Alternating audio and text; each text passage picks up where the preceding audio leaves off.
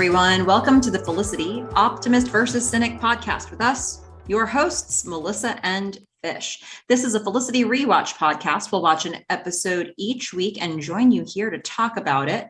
Quick reminder, the reminder we always give, this is not a spoiler-free podcast. There may be things we say today that are things that happen in future episodes of the show, especially, we're in a batch of episodes right now where there could be a lot of spoilers.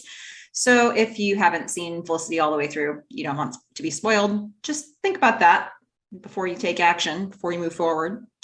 I am Melissa, and I'm here with my fabulous co-host, Fish. Fish, how are you doing today? I am doing so great. It's a good day. Got my caffeine. Got my little dog sitting here with me. Can't be any better. Oh, fantastic. Well, I just want to explain myself and apologize to the listeners for last episode. I also would like to make a public display of gratitude to Fish. Because, okay, so here's what was happening last week when you got the longest podcast we've ever done. Back in the day, we said, hey, how long do you think this podcast is going to be? And we were like, yeah, 45 minutes to an hour. Yeah, that didn't happen last week or any week, really. So last week, as some of you know from listening to the Spooked episode, I have a phobia. I have a phobia of vomit. And my last weekend, involved a trip that involved me coming into close proximity with 4 different people who were either very nauseous, said they were nauseous, or actually got sick in front of me. And so I came into last week feeling pretty rattled. And I want to thank Fish. Not only did Fish talk me down for a whole hour before we even started, then we watched the episode. Then we had the longest podcast we've ever done. And at the end of that, I was finally normalized. So I'd like to thank you, Fish, for helping me through some amount of trauma to get to a Felicity podcast. Well, I know that was a rough weekend for you. So you are very welcome and any time. And I still think that it was wonderful. Yeah, I mean, so for those of you who might have thought to yourself, you have some nerve, you two. Shame on you for giving us a runtime like this. Well, that's where it came from. And I'm not going to promise we won't go that long again in the future for no reason. We've broken the seal. Here we go. That's the life that happens behind the scenes. If you ever were curious what's been going on, that's it. Well, today we're going to take on a new one. We're going to talk about season 1, episode 17. This one was called Assassins, and it originally aired April 20th, 1999. This one was directed by Michael Schultz. I don't feel like we've seen his name come up before, so this might be a new one for us. Written by a team again, Andrea Newman and Jennifer Levin. It seems like they've been doing this a bunch in the back half of the season, getting more writing teams together to take the writing claim. And this one, the episode is described as this. The morning after the fight, Noel confesses he made a huge mistake in going off with his ex-girlfriend and begs Felicity for another try at their relationship. Felicity struggles to tell Noel about her own indiscretion. Okay. This certainly sums up the episode, but it feels like it leaves a lot of things out, that's for sure. So where do you want to start with this one, Fish? Yeah, I mean, that sort of talks about the episode. Right. It feels like sometimes they give descriptions that really cover a lot of ground. This one doesn't. But I think it's hard because I think there's a lot of nuance in this episode. Mm-hmm. So I do feel like it would be hard to explain all that in a short little blurb. And I think that is shown kind of. So, I mean, correct me if I'm wrong if you remember, but I have a feeling that I know exactly how I reacted to this when we watched it together in, my early 20s, Hmm. right? Which is Noel can just fuck all the way off. I mean, that is my guess. I don't remember how you reacted. I have very few memories of specific things that we reacted to. Most of what I remember is you not happy about Ben's swimming technique, which we covered. We covered that previously. I don't remember how you reacted or how I reacted to this one. Yeah, I have a feeling that is how I reacted. Um, and coming back to it in my late 30s, I had a very different reaction. Really? I know, right? Like you would think that that would still be my reaction, Hmm. but it's not. I mean, everything that just went on with Noel and Felicity just kind of makes my heart hurt. Yeah. You know, Hmm. it's, yeah, I'm not in it. And yes, they're both assigning blame and they feel hurt and it's a bad situation. Um, but they're both going through a lot. And it's, it's just painful for them and it's painful for us to watch it and to feel it, and I think they did a really good job here Hmm. of making what happened, you know not really attributable to either of them. Hmm. It's, life happened and Yeah. they got hurt, and I mean, I think it would be easy to just blame one or the other, but I don't think that's really fair.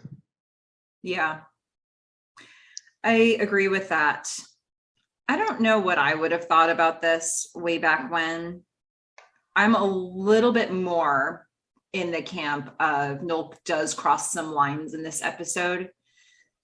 And he's, I think what I see as a difference between the two of them in this episode is that Noel is more interested to focus on Felicity's indiscretion, as it's called in the summary. Felicity is more interested in blaming herself and ruining the day and thinking about the fact that she just lost her virginity to somebody that she doesn't really know, and so she, I believe, is also in a blaming herself space. So when I look at this episode, I think a lot of people are coming down really hard on Felicity here, and I appreciate the moments where it's like, hey, but Noel, remember the part you did here. And also, it's not really said here, but they were broken up. Mhm. Now, I think if you're Noel in this situation, you might have thought there's a 99.9% chance that Felicity would not do something like this the night that you're broken up. Mhm. But it happened, right? Like, this was not a situation that was within the sphere of the things Felicity would have done before. So this, he probably never even imagined that one night later, all of this could have happened for her. And yeah, he did wait for her for a long time. And so for him, I can appreciate that he feels upset that she didn't wait for him. It's just so imbalanced here to me, how much we're thinking about how Felicity's done something blameworthy. And I am grateful for the moments in this episode when we take a look at Noel and say, okay, hold on a minute. You went off with Hannah. And I, for him, he keeps being like, nothing really happened. We didn't sleep together. Okay. All right. You didn't, but boy, did you get far. And boy, was the intention there. And if that's your only metric, that doesn't seem appropriate to me either. So yeah, I get that you are feeling sad for both of them. I feel that way too. They're in a horrible place. They feel terrible about themselves as people and their situation.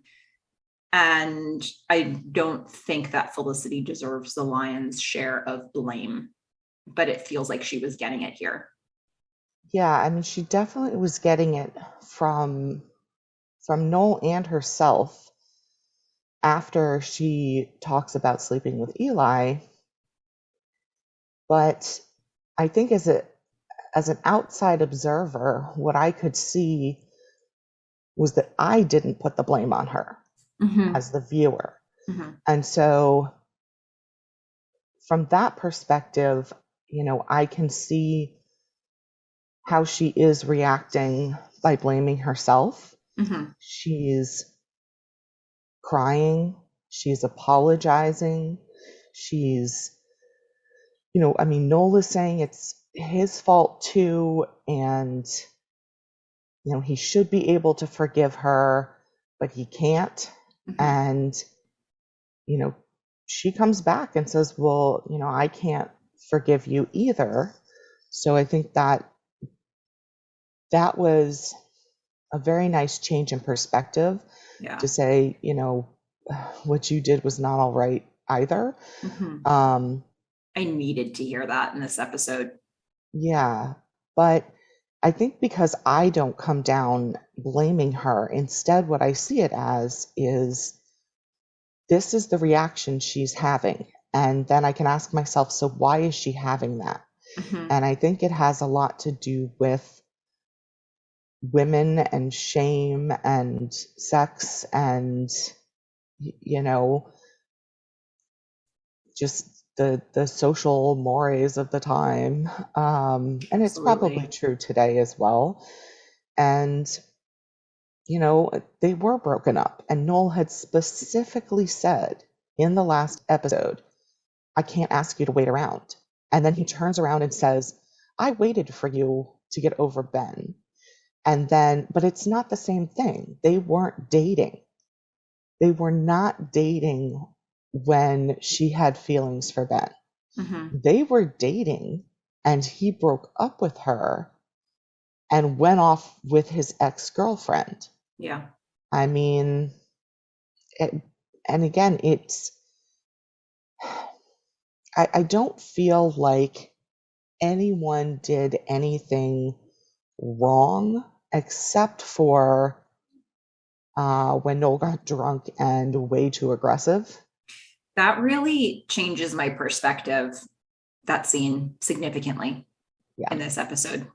Yeah, because you see it on Felicity's face. She looks just like Julie did, where Mm-hmm. she's shocked and, she kicks him off the bed and his reaction is to stand up and say, God, what am I doing here? I mean, he goes so, hot and cold and left and right and up and down. And I mean, he is everywhere in that scene and he Yeah. is a mess. And he's saying all of these kind of, the things that she wants to hear, we're fine, we can get back together, we can get over this. And at least for me, I was like, ooh, because he like starts kissing her neck. And I'm like, the only thing that's going to make him feel better is to have sex with her. And in his words, erase what happened. Yeah. And that wasn't going to lead anywhere good because she's shaken from her first time already. Mm-hmm. She kicks him off the bed.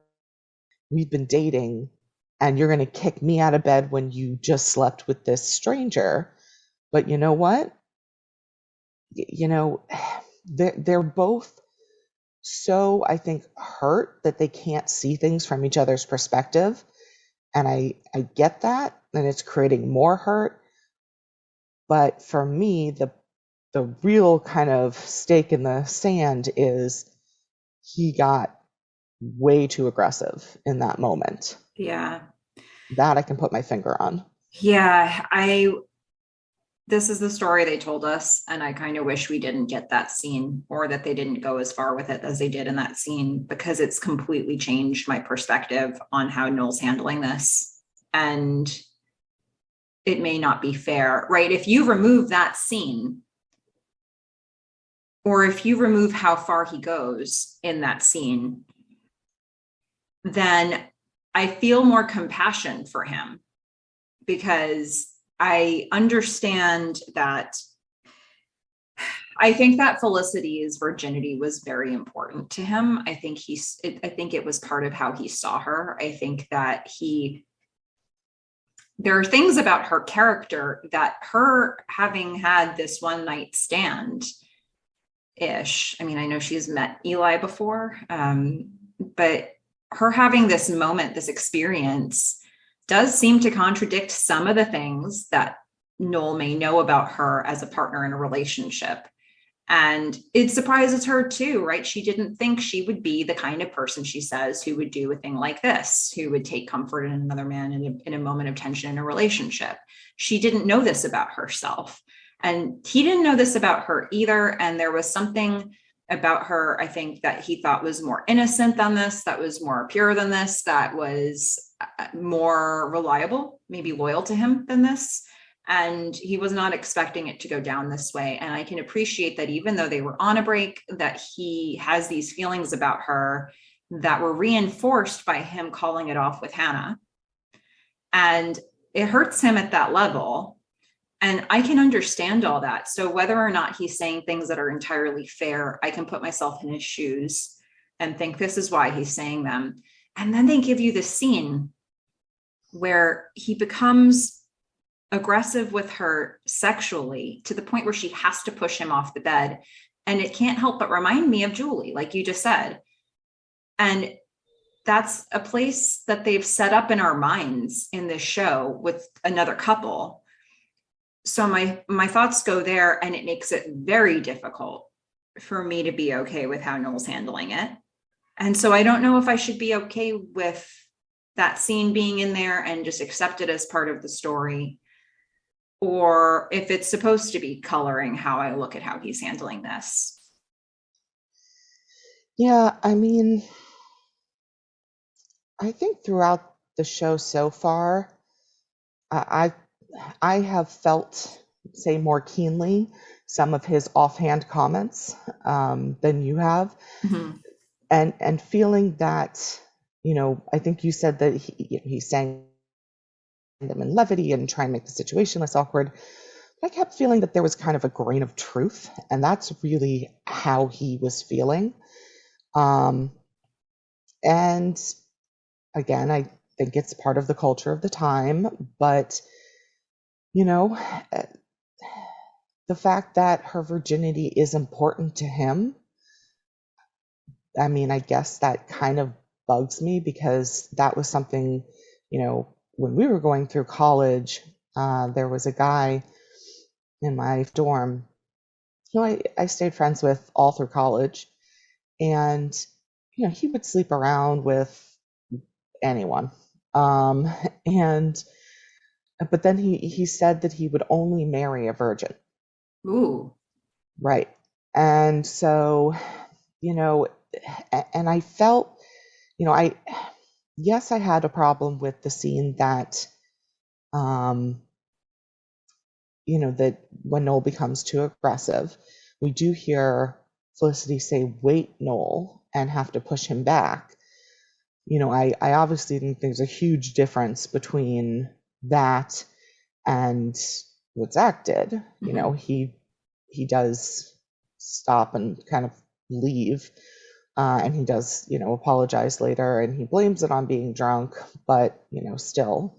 But I guess it's all kind of part of who Noel is to me, because he comes to this episode in kind of a desperate space, I guess, saying that this is the worst thing he's ever done. It's a mistake.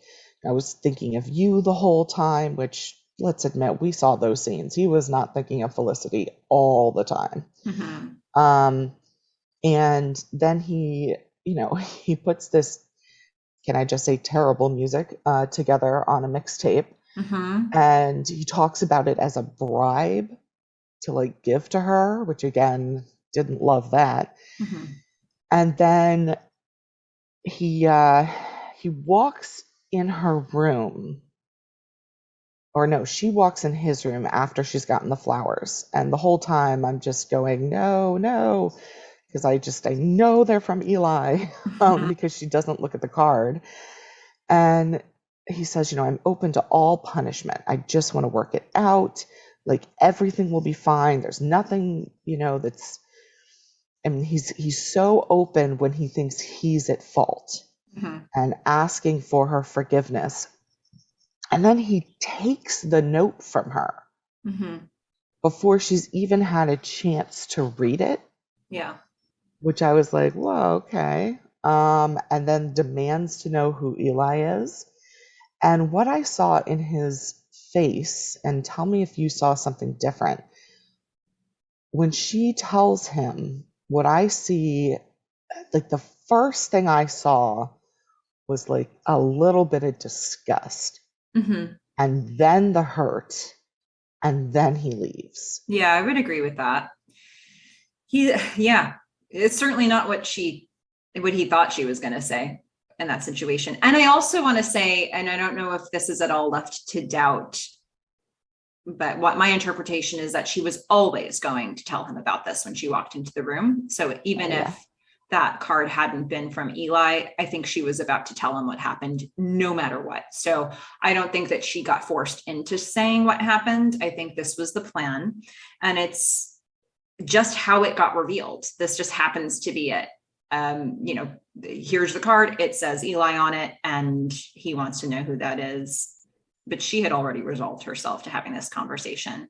I appreciated that after he has that moment of disgust and, then becomes upset and angry about it. I liked the move of the reverse door slam, the aggressive door open, because she's in his room right now and he decides, I'm going to leave this room and leave her standing in my room. And the door had been shut and he just opens it fast and doesn't slam against anything. It just opens really sharply. And then he leaves the room and he leaves it with the door open.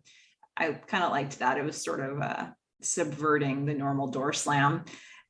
And then we immediately cut to him in a class that day, maybe, or the next day, I don't know. And he is so distracted and the teacher calls on him and she's like, are you even here with us? And he's like, I have to leave. I'm going. I'm experiencing emotional turmoil. He's just muttering to himself all the way out of the room. And it just shows you where he's at. He's at sea right now because of all the things that have happened with Felicity. Yeah, there was a moment in that that I really appreciated, because so true to everything that happens when you're crammed into a class. He's kind of walking over people, and he's putting his bag on. He's having complete emotional turmoil, and he hits this girl on the head with his bag, and she like looks up at him like, what are you doing? He doesn't even recognize that he did it and just walks out. Mm-hmm. I'm like, yep, that happens so many times. Yeah, this is how it works. You're in close quarters. Yeah, Uh, I enjoyed that. Um, One thing I do like, though, as much as I've said I don't like the scene where he gets aggressive with her, one thing that I like about it is that it's the first time when she gets out that, the whole beginning of the episode, she's wallowing in how guilty she feels. And it's almost as if she feels like she deserves what's coming to her. And then he does this. She physically pushes him off of her and off of the bed. And she starts to, I don't want to say fight back, but it's after that we get her saying things like, well, I don't know if I can forgive you either. It's not just on her. What makes me sad for her in this episode is not what her actions have done with the relationship with Noel. It's how she feels about herself because of the fact that she just did this with Eli. I feel like that's a bigger deal to me in this episode than the status of her relationship with Noel. And yeah, it's sad. I mean, we've been investing ourselves as an audience in the relationship between Felicity and Noel for pretty much the whole beginning of the season. But it does not feel like she's thinking about the fact that she had sex for the first time with a guy that she barely knows, and she's calling it a permanent choice. This is something that she feels like is on her forever. The relationship with Noel, that can evolve in some way, but this is now a part of her history that she feels is unchangeable, and she's trying to come to grips with that. And for me, that's my bigger heartbreak for her in this episode. Yeah, and I mean, it is unchangeable, right? But every decision we make that has been in the past, it is unchangeable. So what I thought, I guess the part that I find really heartbreaking about that is we open up on her and it's light, and this, the sun is shining down on her, and she has this expression on her face where it's like she doesn't really know how she feels. And she's saying that it seemed like a dream. And she's talking to Sally. And we do notice that, or at least I noticed, that she doesn't smile, but she also doesn't seem upset at all. It's kind of like it's still this dream status. Yeah. And this whole episode is just filled with the color purple. I mean, I saw it everywhere. So when she wakes up,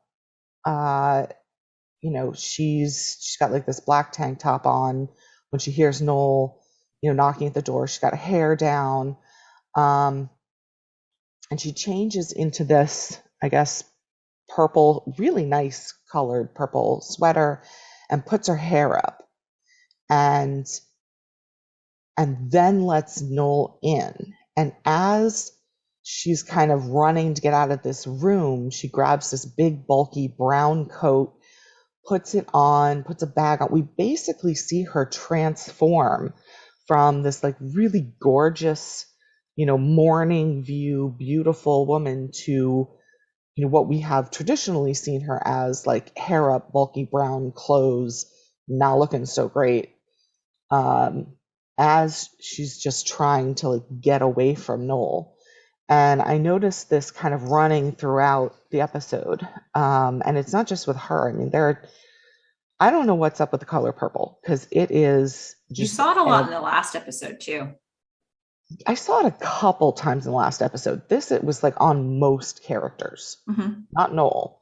But I mean, Elena was wearing the purple. Eli was wearing purple. Like everyone in that standoff in the hallway was wearing purple except for Elena. I mean, it was just purple everywhere. Megan had borrowed Julie's purple tights. My goodness. Yeah, it was just like a giant purple episode to me. Do you know how much of this I noticed? 0. Yeah, that's how much of it I noticed. This is a perfect example of how differently we look at the show, like the different things we see when we look at the same show. Because in the opening scene, everything you noticed was tied into the expression on her face and the what she was wearing and how she transformed. First of all, I will say that I think she looks beautiful with her hair up. But that might just be me. So, okay. But so those are things that you picked up on.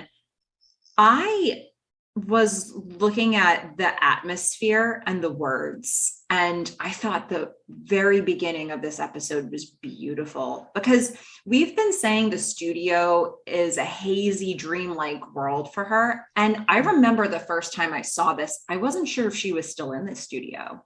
I wasn't sure if we were seeing her wake up and they were going to pan over and that was going to be Eli next to her somehow.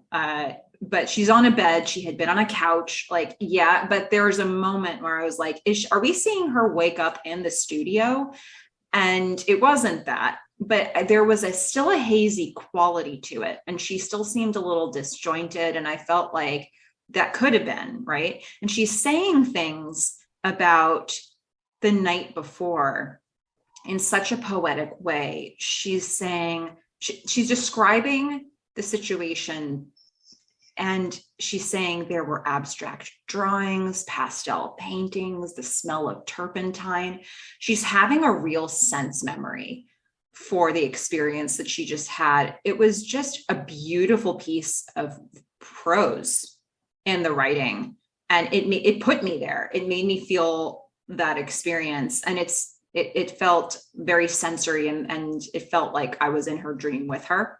So I loved the way they opened that. And then they smashed me back to the real world. It's like, oh, there's a knock on the door. She's in her bed. Noel's at the door. She has to come to grips with whatever's about to happen now. Yeah. I mean, I definitely felt the hazy, dreamlike quality was continuing at the start. And it's so different when we see her walk into the studio this time. Yeah. The Yeah. lighting is completely different. It's not misty.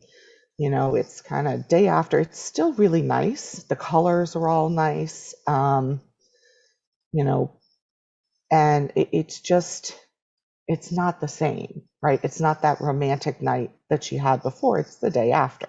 Yeah. And she comes, to Eli and says this shouldn't have happened. And he is super understanding. I mean, he's 300,000 bonus points for everything about Eli. Okay. Yeah. I'm going to give an award. I don't even know what the award is. I'm just giving an award to Eli. That's it. The Great Guy Award. You guys can at me if you want. It's fine. I mean, think about this man.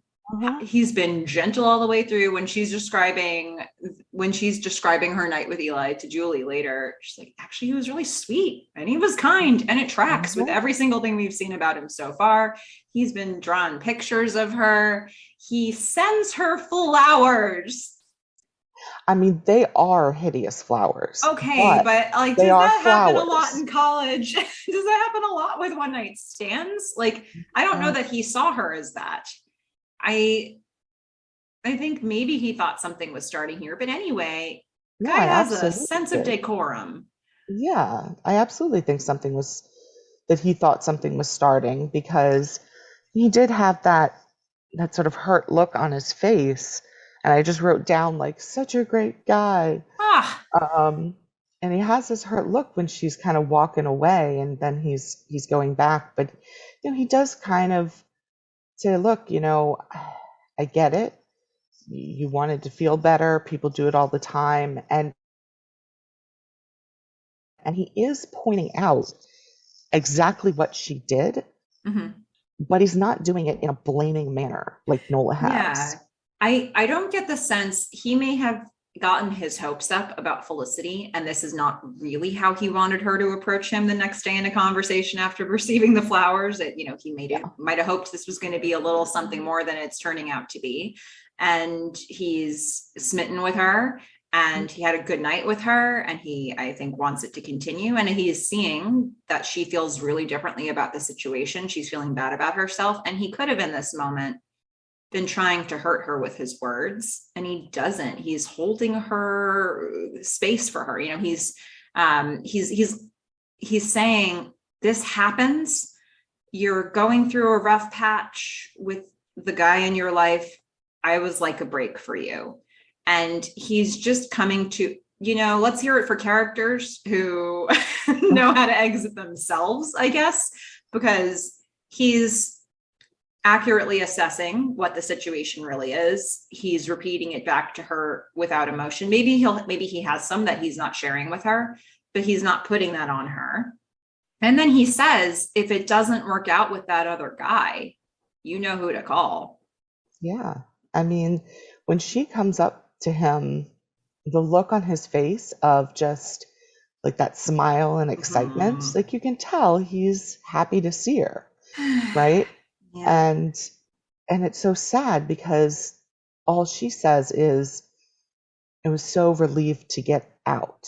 And that's all how she's feeling, right? It has nothing to do with what he's been presenting to her. So, and this could have been such a beautiful, like, first time, right? I mean, take Noel out of the equation, and she has done very well for herself. I completely agree. This is what I would hope for pretty much everybody. This is like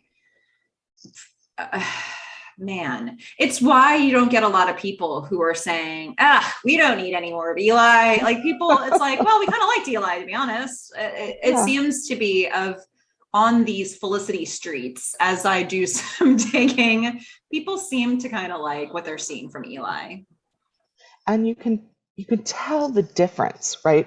When Felicity has her conversation with Julie, because Julie says, I feel you. Like, I've been there. You feel used, or like they didn't care. And clearly, like, I'm going to go ahead and say, like, maybe most people's first time, not that great. But Felicity was just like, he was sweet and kind. And this is what I like that she said. It was just horrible that it happened at all, because I think she gets that there shouldn't be blame attached to this. She is feeling it when Noel's around, and she's feeling like she only apologizes when he's around. When she's talking to her girlfriends, who are incredibly supportive, when she's talking to Elena, when she's talking to Julie, she's not putting this on herself. She's really only putting it on herself when she's around Noel. And I see her every time he comes into a room or walks down a hallway, like he's looking directly at her and she can't meet his gaze. And to me, that screams shame. Yeah. That that's there absolutely is something, what I feel from her. Yeah, that there's something wrong with her, that she has done this and she's this type of person that is bad and that she didn't think she was. And I just think that's the really heartbreaking part for me for Felicity in all of this. Yeah. It's not so much that she had this huge love story with Noel. I mean, really, how long have they been dating? I think we've established it's been a couple months or less, maybe a month. Yeah. So, like, I'm not feeling like there's something huge that has been necessarily lost in this relationship at this point with him.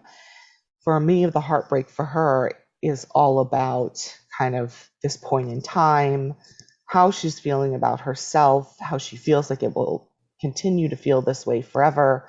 Although I think if she looks back on it later, she'll realize it could have been a lot worse. It could have been a lot worse. I want to say one other thing about Eli, since we're looking at pretty much all of his scenes in a batch here. There is a scene, even though I'm not sure if this is the right place to mention it here, we see him one more time when Noel comes into the studio. Now I'm sure we'll rewind and talk a lot more about how Noel got into the studio to begin with and who planted this idea in his mind. But anyway, Noel walks into the studio thinking, well, I guess I got to figure out who this Eli person is. Maybe there's solace in that. Maybe if I see this person, there'll be some sort of understanding or closure or whatever he's looking for. And he goes into the studio and he makes a beeline. He kind of knows who Eli is right from just the get-go. And then he walks towards Eli's space and he sees some sketches of Felicity, some lovely sketches of Felicity. And he has just the briefest of conversations with Eli. And he asks Eli, oh, who's this? And Eli says, just some girl. And I think you could interpret that he's a player and it's just some girl. And that's how Noel's probably taking it. But I'm giving him far more benefit of the doubt from everything that I have seen to this point. He seems to be really thinking about Felicity specifically. I don't think this is just some girl. I think that he's saying that to Noel because who's this guy? Yeah, like, why do I need to explain myself to this guy? I don't even know who this is. So to me, that line is one that I guess could have multiple interpretations. And I'm choosing to interpret it to just keep drawing the straight line I've been getting on what he's been in this series so far. I think that he has feelings for Felicity, and it's been not consuming him in a healthy way, but I don't think he's been trying to play the field. I think he drew these sketches. He went to her room. He had this night with her. He sent her flowers. We're getting a lot of evidence that he thinks somewhat seriously about her. And I think his just some girl comment was because who the heck is Noel? Yeah, I absolutely agree. I translate just some girl to none your business. Yeah, I think that's a good way to put it. That is how I felt about it. Yeah. I get that Noel says, that's what I thought and just sort of walks away, but I absolutely agree. I don't think that's the way Eli was meant it. And I think Eli, my sense is that when Noel says that and walks away, I think Eli gets the idea, okay, this is probably the other guy. Yeah. And I kind of like that he didn't run after him and try to explain anything. He's just like, all right, it's not my place. Mm-hmm. But I did like the beginning of that scene where Noel is going into the studio and he's hunting for Eli and he's looking at every guy like he could be the guy. And of course, I'm going to notice stuff like this. He walks in and he finds the one guy in the world with longer sideburns than he has and is like giving him the eye like, maybe it's the long sideburns. She has a type.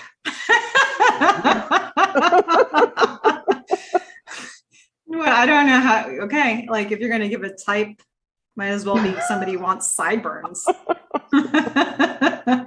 But it was like the one person that had like the longest freaking sideburns. And I'm just going looking back and forth between the two, and I'm like, sideburns. Could be twins, the sideburn twins. Anyway. What if that were a spin-off show? Sideburn Noel twins? And the sideburn guys. Listeners and us, we need to get on this. We need to come up with a pitch. Maybe this is a project we all work on together. Sideburn twins. Wouldn't you want to see Scott Foley and Simon Rex teaming up? Oh no, Simon Rex doesn't have the sideburns. It's just a random guy. Oh, random guy. Okay. Yeah, just a random guy. The first guy he sees when he walks in the door, and he looks at him, and it's like, is this the guy? And the guy has just like giant sideburns, and this is very telling of how much I track appearance, because you were like sideburns. It's like surely she's talking about Simon Rex, and everybody else is probably screaming, no, Simon Rex doesn't have sideburns. Everything you need to know about Fish and me here, just by how we talk about the show. I mean, there are going to be, I get distracted by like little things. It happens. I mean, there's going to be other things in here that I'm going to be distracted by. I might as well just say it right now. I am so relieved. Guess what's not in Felicity's room anymore? Is the bike helmet gone? The bike helmet's gone. It's gone. Wow. Well, finally. Thank goodness. What a thorn in your side that was. It really was. Maybe the nod to In Love and Marriage, maybe the nod to, oh, do you want me to buy you a bicycle? And her saying no was the go ahead for them to get that prop out of their room. Yeah. Her room is such a strange place that you see very clearly in this episode. We've seen it before, but there really are two entry doors into that one dorm room. Yeah, that's so weird. Whose dorm room is that big? Especially in your freshman year.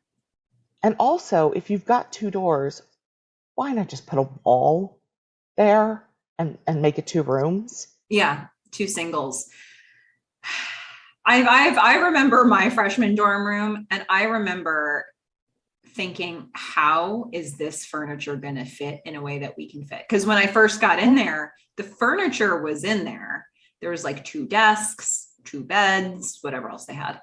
But it was smashed together in a way that people couldn't live in that space. And I thought, how can we do this in a way that we can actually function with the furniture in the room? Mm-hmm. And there were not a lot of configurations where that gave us an option.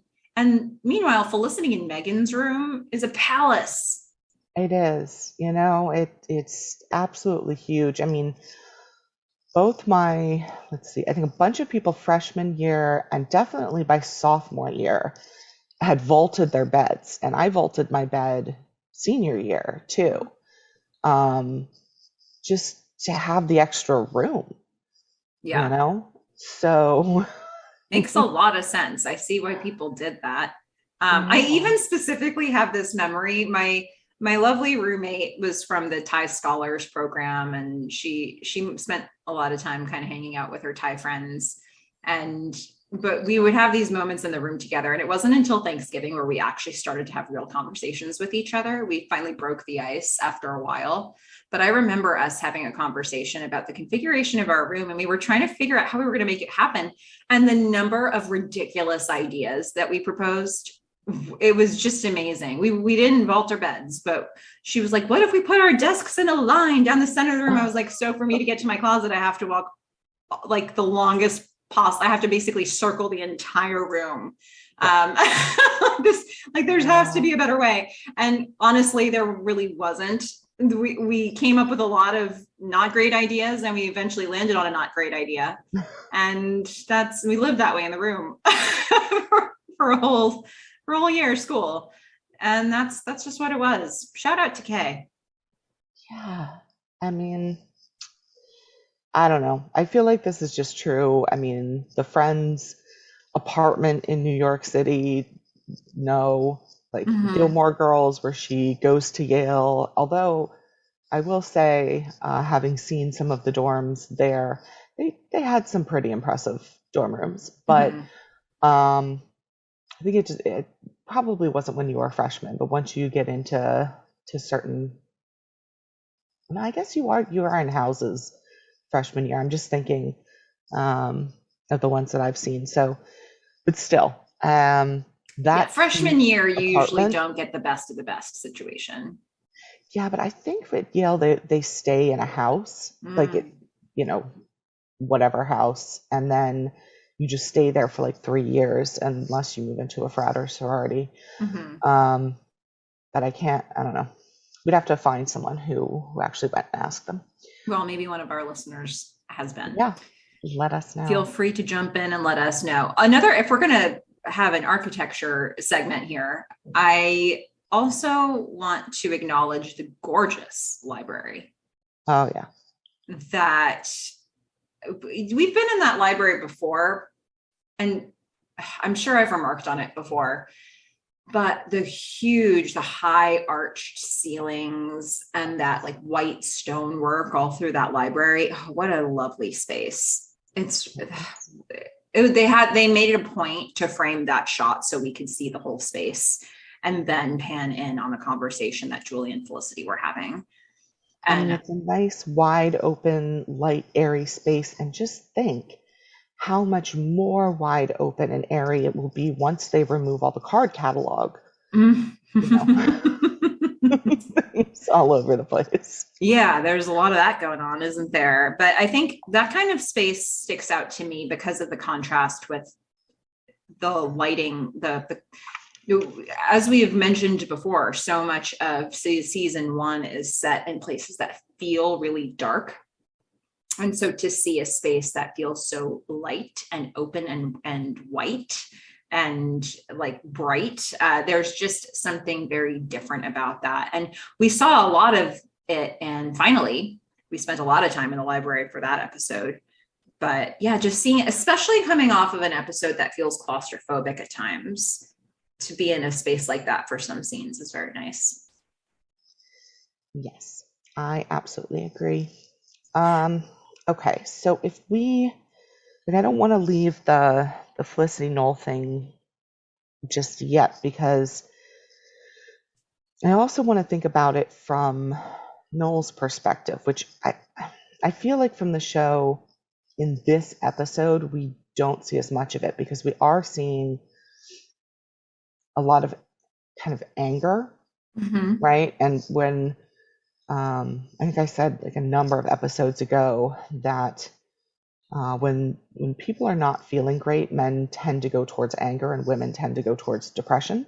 Mm. And I think that we see that here. I think that he is hurt and he's angry and she is in a way like sad and down on herself. But I mean, when we think about what's going on with Noel, I mean, had this girlfriend for 2 years, and they broke up, and we had this whole episode where he reconnects with her. And he is really confused. And to his credit, he does not cheat on Felicity.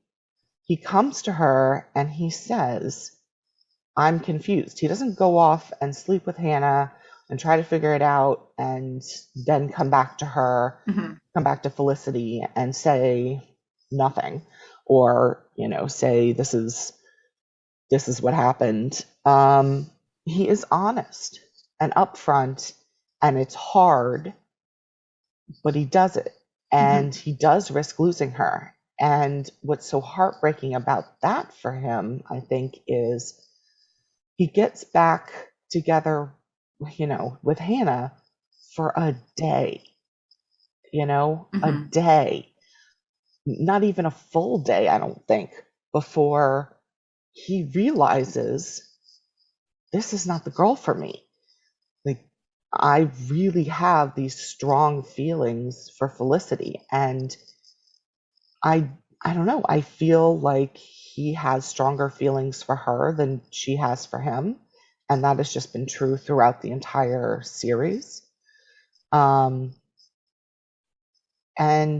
he is more kind of love at first sight kind of guy, as opposed to Felicity, who's had the sort of been slow burn going on. And, I don't think she was in love with Eli, but as we've said, she's more impulsive in that sense. But I think Noel's really attached to her, and there is some sexism attached to why he's attached to her. But, he had this one night, it screwed everything up with his relationship, and he's angry and he's hurt and he wants to be back together. But, forgiveness, people say it's a choice. And I think over time it is. You actively have to work on it a lot. But again, he's young. And the fact is, he doesn't forgive her in that moment. And he doesn't, he's just not in a place where that can happen. And that is heartbreaking, for him. Not only has he lost this 2-year girlfriend, had basically no time with her, now he's lost his new relationship and doesn't know what to do with himself. He's trying everything he can. He's out drinking, and Lane is actually giving him great advice, and cutting him off and sending him home to his girlfriend. And also, can we just say that is some freaking great hair that Lane has there. Lynn, yeah. Sorry, Lynn. Wow. So for me, there's a lot of heartbreak with Noel as well. And I get that he does kind of go to anger, and he's flailing, and he is drowning, and he is flailing, and unfortunately he's reaching out and taking Felicity down with him a bit there, and she's not helping herself out by swimming away, and so as I said, it's just kind of heartbreaking overall. Yeah, I totally agree. I think that Noel's feelings here are really complex, and he's had this borderline obsession with Felicity for the whole season so far. And then he's in this space where he's feeling confused about a relationship that probably has far more depth to it. And I guess to a degree, he might feel like Felicity owes him the time, even though he said to her, I can't expect you to wait. Maybe Really, he feels he expected her to wait. Yeah, he really did. And, he was saying those words, but he thought it was a given. He didn't know about this guy, Eli. He never would have imagined that this would have happened. And so maybe him saying that to her was like, this is going to be an easy criteria to meet, and being out with Hannah just for a night, he wouldn't have thought that she couldn't have waited that long. And to know that his actions and his confusion has allowed for this level of disarray. I don't know that I see him consciously blaming himself in this episode, but maybe subconsciously that's in there. And he's not happy with what Felicity's done, but he made room for it. And he broke up with her. He made a lot of room for it. He made all the room for it. And, that's there. But the obsession with Felicity didn't go away. His choice to be with Felicity, to stop what he was doing with Hannah and to be there, he made that choice consciously. So he wants to be with Felicity, and now they have to deal with this mess. And forgiveness is a tricky concept. It's something I've thought about a lot. And I think what I've come to understand about forgiveness is that it's less about forgiving the other person and saying it as much as it is about letting it go yourself. Yeah. And so in this situation, and sometimes in life when we have to forgive people, we're forgiving them and they're not even there to hear it. They aren't alive. They aren't with you. You're broken up. Whatever the situation is, a lot of times when we have to forgive people, we're forgiving them and we can't express it to them. It is a thing that is just for us. In this situation, they're both there. They're both together. They're going to see each other. And so Noel has to be able to let it go himself. And then he has to be able to communicate that to Felicity as well. And it's the same thing for her.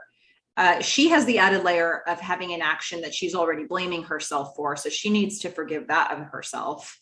And then she needs to forgive where it happened in the relationship. So there's a lot of muddy waters to go through with forgiveness. And in a situation where they live a matter of doors away from each other and they're going to see each other on a regular basis, they really have to find some way to get to a place that's, I don't even know if I want to use the word workable, but a place where they're just not going to be tortured by this and they can find a path. So it's hard to do that from where they are in this moment. I think they're both so confused about what just happened. I think they're both so confused about how they feel about it. I think there's a lot of different feelings that are all in a soup of feelings that they've mixed together. And they're having to figure out what it all is before they can get to the forgiveness stage. Because how can you forgive something if you're not even sure what it is yourself? Yeah. And I mean, they do make this big show of officially breaking up at this point, like actually saying the words. Mm-hmm. And I kind of felt like that was more towards that step of moving on, more of a closure moment, because, they were broken up, even if it was a short amount of time.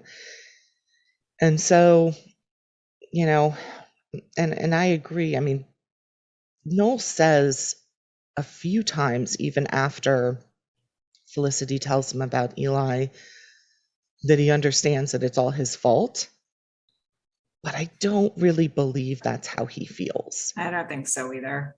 Because in the same breath, he'll come back and say, but this is what you did, and this is what you shouldn't have done. Yeah. It's a lot easier for him to go there. Yeah. And I think that we see two really important things from them at the end of this, where they agree, they're tacitly or not, they say, we're not going to shoot each other in the game of assassins, and we're not able to forgive each other. And it's sort of a no man's land of what they are. They know what they're not doing, but what are they doing? I think it's a mysterious place to wade through. Yeah, and the other thing I found really interesting about that was, so they're in this place, and this whole episode is about them being in this weird place. And Ben keeps cropping up. Mm-hmm. And I'm just like, well, what's happening with that? It's not on Felicity's mind because she's She's got a lot on her mind. Yeah. But to Noel, like, he keeps cropping up. He's like, oh, thanks, Lynn, for bringing that back up. Yeah, And there Noel is trying to drink his sorrow away, and Jalen cuts him off and says, "Hey, Ben's going to be here soon." Noel's like, "I'm never coming back to this bar." Oh, what a mess. Yeah, Ben, he's yep, always there, isn't he? just, and Noel was waiting for her to get over Ben. And did she? Did she ever really get over him? Hard to say. So I don't know. I don't know. But I'm his name is coming up in this episode. So I'm gonna be interested to see what happens in the continued fallout. Yeah, and there will Well, be continued fallout. I I'm will say one other thing about Felicity and Noel. I have one more note that I wanted to point out, and that's how they ended the episode, where they say, they agree that they can't forgive each other. And they've done this in a few different episodes where you close it by looking from outside the window. The camera goes outside the window, looking at them inside the room. And in this situation, they're just sitting there. Sometimes when they do this kind of closing shot and Felicity, you'll see the characters talking with each other or having a bonding moment. And in this situation, they're just sitting there looking depressed. And that's sort of where it's just an awkward moment where we leave them. And I think that you had made a comment about this the first time we see it, where it makes you feel like these two people could be any of us having a conversation like this. It's somebody outside looking in on their situation, their relationship, and it could be any of us going through something like this. And we're just getting this bird's eye view of them. Yep. I do like it when they do that, because it does make it more universal and, just sort of thinking about the emotions of it. The emotions of it are, I think, timeless. Mm-hmm. Whereas when we're actually going through the episode, it's like, there's a boom box. When was the last time you saw one of those? Mm-hmm. I had one of those at college. Yeah. So, I made you a mixtape. Mm-hmm. Oh, I have to tell you, I saw this this news story. They have just removed the last two public payphones from New York City. Wow. There are no more payphones. Okay. Whole city. There you have it. This week. 2022. So, it was time. So every time we now talk about payphones, you're not even going to be able to go to those two and find out what we were talking about. Well, in New York City anyway. In New York City. Yeah. Yes. Okay. So if you want a payphone, you're gonna have to go somewhere that's not New York City. Yeah. I mean, Jersey. Do some research. New attraction. Yeah. Everything old is new again. Everything old might be old again too. I don't know. Hard to say. Well, hey, we name dropped Ben. Why don't we talk about him? Let's do that. All right. Go for it. I think the main thing that we saw with Ben here was the Julie and Lynn dynamics. And we see Ben with each of those characters. And we are seeing that Ben is getting frequently and regularly pulled into late night activities. He's getting pulled into going to concerts and bars, and he's just being asked to go out with the guys or just Lynn on a regular basis. And he's got these 5 a.m. practices, and he's going out late at night. And so we're seeing Ben and Lynn and the guys bonding and having this guy time together. And we're also seeing a lot of looks from Julie about it. Looking at the clock, thinking how late it is, looking at Ben, thinking, you're going out really at that time of night. There's a lot of Julie looking at Ben thinking, I don't love the choices here. And I don't love that I'm alone while you're doing this stuff. And so I have this feeling this is happening for her a lot, even if we only see it a couple times in the episode. She said that she was starting to have these feelings in the last episode, but now we're seeing it. we're actually seeing that he is indeed making a lot of choices to spend time with the guys and leave her by herself. And, to a degree where she's like, is that even healthy what you're doing? Are you going to get enough sleep? Can you go to practice the next day? So I'm starting to see a lot more of this happen in their relationship. And I think that's the plot they're trying to give us in this part of the show. Yeah, I'm a little torn when I think about the two of them now. And I thought it was really nice early on, again, when they were sharing those intimate moments and it was new and, they both seemed happy. That does not seem to be the case anymore. Ben's got his little new bromance going on with Lynn. And yes, they are going out a lot. But I mean, if you're ever going to do it, this is when you do it, right? Mm-hmm. And I mean, we had 5 a.m. practices and our team would go out and our coach could tell, if we had, too much to drink the night before or whatever, and he would have us, he would punish us in the pool. Mm-hmm. It was no freaking joke when he knew we were hungover. So, there are consequences, but he's going out with the guys, and frankly, he's a freshman in college. Like, maybe a girlfriend, like full-time girlfriend, isn't what like a hot athlete in college wants at that point in time. Yeah. And so maybe she's feeling that. And, it's certainly not going to make her feel great, but it would be nice. And I hope we get to see in the future them kind of talking about this stuff, because now it just seems like they're not talking. Julie, unfortunately, like, she sees these decisions that are fine. They're bad decisions. He's gambling. He's drinking too much. He's going out. He's leaving her alone and neglecting his relationship. But you know what? 18, 19-year-old guys do that. And she's coming off as kind of a nag to say, like, maybe you shouldn't be out drinking. It's like, come on. Yeah, so I think that she's seeing the things that she's supposed to see. And she might just be in a spot where it's like, what do I do about it? She's right now, she's simmering in the discomfort of being the thing that's not chosen every time, to the point where they have the conversation about her birthday coming up and she thinks for sure Ben's forgotten. And she's surprised that he has any plans that he's working on. And she's happy about it. It sort of puts a Band-Aid on where the relationship is. Like, ooh, you're working on a thing? You have a surprise? It's really exciting to her that he's been thinking about her. And, we're seeing a problem in the relationship. We're seeing that they're invested at 2 very different levels. And Julie's going to need to do something about the fact that she's feeling this way. And it may not be wrong that Ben, like you said, this is a choice Ben's making.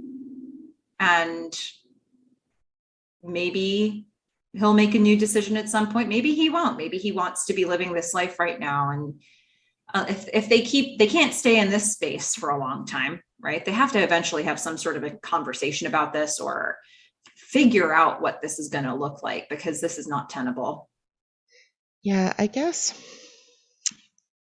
this may not be the most popular opinion, but so we know that Julie has some insecurities, especially around guys. And it's like she doesn't want to go out with Ben and the guys because she feels like the girlfriend, like she's being kind of left out to the side.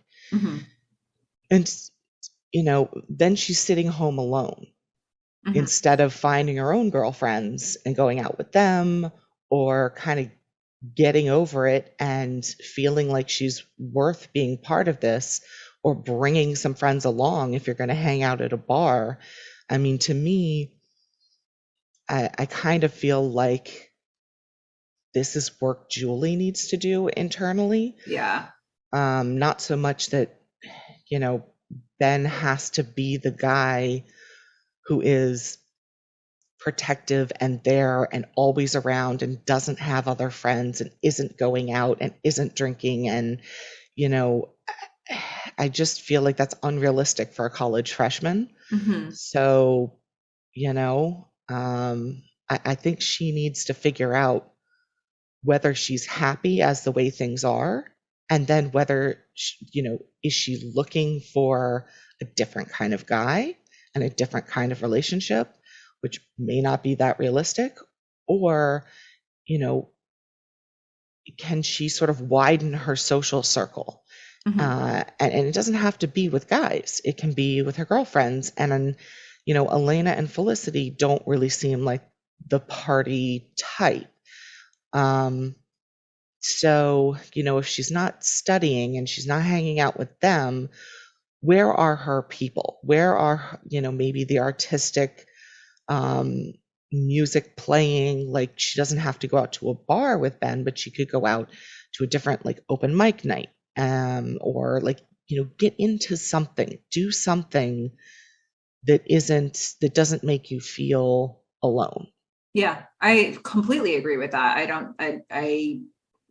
don't know how other people will feel about the take. I totally agree with it.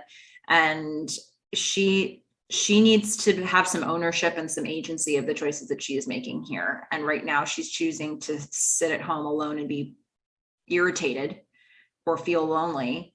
And this is her life too. She can make decisions and it doesn't have to be that. I think one of the things that is starting to brew because she's making these choices to spend time at home alone is that she's not exactly alone because Sean's there. And so we're seeing more scenes with Julie and Sean. We're seeing this friendship grow between Julie and Sean, and that's manifesting into its own stuff. He's kind of the only one there by default. That's the person she's going to connect with because she's seeing more of him than pretty much anybody else at this point. Yeah, I was going to say, I mean, she has taken up a bit of a hobby, which is being Sean's wing woman. Mm-hmm. And I kind of am loving that. Mm-hmm. I mean, you always talk about Sean as this bull in a china shop. And I think I really saw it when Julie and Felicity were sitting and talking with each other. And Julie kind of wants to know what the details are and what's wrong. And then Sean just sits down and is like, hey, what's up, guys? Yeah. And Julie's like, there must have been a lot of tension in the conversation he walked into because Julie's trying to understand, like Julie thinks the conversation she's having with Felicity is about the fact that Noel walked out on her with Hannah, having no idea that Felicity just slept with Eli and is feeling really ashamed about that. And it seems like Felicity is on the verge of telling her and having this real breakthrough moment in their friendship and then in this conversation. And then bam, there's Sean. I didn't feel like Felicity was ready to say anything. I feel like she was always going to tell Noel first. Mm-hmm. But she's kind of got this, like, I'm just running. Anytime someone brings this up, I'm just running away. Mm-hmm. So I don't know. I feel like she was going to run away anyway. Yeah. But Sean didn't help. He did not help the situation. Sean was a man on a mission and he didn't care what energy he walked into in that moment. He's got a plan, Fish. Here's what the plan is. He wants to approach a girl. He wants to approach a librarian, a hot librarian that he's really digging. I don't even know, how does this man spend so much time in this library? Don't they have security? What's going on? But anyway. I still don't know how he got in. Yeah. I mean, he needed to swipe a key card. That's what we had to do. I don't know. Maybe that's not how it works at UNY. I don't know. It's fine. But so Sean's got a plan. He wants to make an impression on this librarian, and it's going to involve the following 3 steps. Number 1, get her name. Okay. Not by asking her, but by somehow intuiting it. Step 2, give her a letter, which might have been 1B. It might have been part of the process of getting her name. And then we've got step 3, buy day planner and give it to said librarian, monogram, or not monogram, with a full name on it. Yeah, just her first name. Just the first name. Misspelled. Yeah, that was unfortunate. So that's the plan. He's got it. He's got a game plan for this There's a step 4. courtship. I mean, I assume the step 4 is ask her out. Although maybe it was longer because he did say he had a whole prospectus. Yes. I mean, I love how he just kept throwing marketing, like business terms into this. He's like, I've got a whole prospectus plan for this You woman. need to give her a buyer incentive, the day planner. Yeah. He knows what's happening here. And so he's got this plan that he unfolds one step at a time to Julie, and Julie continues to be totally mystified. Like, okay, well, what's her name? Oh, you don't know her name. And now she's enlisted to get Chloe's name. Which she does very smoothly. She's a great wing woman. She just, hops up and is like, I don't remember what name she used, but she's like, oh, are you Natalie? Vivian. Okay. Oh, are you Vivian? You wouldn't happen to be Vivian, do you? No, I'm Chloe. Aha! See, I don't know how that works so often in like television shows, because I feel like in real life, people just say no. Yeah. Like they don't then follow it up with, oh, here's my name. Like you cared. So yeah. That always seems to work out. Well, worked out in this case, that's for sure. Julie now has the name, and she thinks for sure Sean's going to just go up and ask her out now. You've got the name. That's what you wanted. He's like, no. I have to leave now and do step 2. Whoa. There was the letter first. Yeah, that was the letter. Well, but yeah. Oh, that's right. The dear librarian, let me begin this letter by introducing myself. My name is Sean. You may know me already as a successful and attractive entrepreneur. Who keeps hanging out in the library. And selling fruit. Yeah, we're adding a couple of those pieces on the end. It's fine. Yeah. I love what, like every time Sean opens his mouth, Julie's like, I'm not selling fruit for you. She's like, no, something different. It's different this time. It's an even weirder plan. Yeah. Now, I'm going to give an award here because I feel like this just hasn't been highlighted enough in the show. So I don't have a lot to compare it to yet. But as Sean sort of picks everything up, he's like, it's on to stage 2, and he's walking out of the library, given an award for having a nice butt. He's got a nice butt. He does, yeah. And listeners who know the show, the costume outfit that I'm thinking of that's going to make Fish very happy later. Oh, no! You're going to have to wait seasons for this, but if you like Sean's butt, I do. I enjoy his butt. I think it's nice. I like a little something to hold on to, and frankly, we just haven't seen that much of other people's butts. Ben was wearing a Speedo, but I just can't ever find a guy attractive in a Speedo. Like, I just need to look away. No. Okay. I hear you. We've got there's that. Nice butt award for Sean. You have all kinds of awards today. I just gave a non-name award for Eli just for being Eli, but you... Did I give another award? I feel like you did. Well, nope. Maybe I feel like that was my only award. maybe that could be the case. Okay, fair enough. But Sean's on a mission here, and he's got his butt and he's working it. Yeah, he is. And I mean, it's surprising because he comes up to her, and he's not going to give her the buyer incentive, the day planner, because Julie just shot that down. But I mean, when he does eventually approach Chloe. She's wearing purple. I'll just say. And he asks her out, and I mean, she hasn't even seen his butt. I mean, she is so into whatever she's doing that she doesn't even get that he's asked her out. And she's just and like, by the way, it would be fairly easy to think he hadn't just asked her out, because he led in with a whole speech about archaeology and Egyptian tombs and something about them being prosaic. and then Yes. and then she's thinking for sure this man is looking for a title for her to look up. And he's like, no, I just asked you out. She's like, what Yeah. happened? Like, I missed all that. And there's Yeah. only one thing preventing her saying yes. Mhm. What is She's, that thing, Fish? she's lost her day planner. Oh, what a meet cute. So, I mean, my goodness, I loved Sean's smile at that moment. He was Yeah. just like, she's the girl for me. Yeah. And there were birds chirping, and you could just hear the music swell in his own mind. Mhm. And then we get the nice little shot at the end of them walking along together. So we assume she said yes. Mhm. Yeah, it would seem that way. I mean, he pretty much if we're talking about sales, he addressed her objection, which was the day planner. She's got a day planner now, and she cleared her night. She does. It doesn't have her name on it, but it's got something close to it. Mm-hmm. Cleo. Yeah, Cleo. gotta love it. Yep. Well, here we are. That's a budding relationship that's happening thanks Oh, to the occasional nudge from Julie. does she come back? Hmm, Is this going to be like we'll a? see I her just sort of again. assumed it was a. Well, Sean showed up and we'll never see her again. It's not a one-off.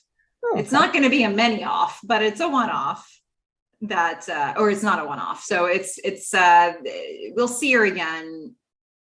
I feel like maybe one episode, it could be two. Yeah, we'll see. We'll see. We're not going to get to know her really well, but he's pursuing this. He has a plan. He's still pursuing it. All right. I mean, yay. Yeah.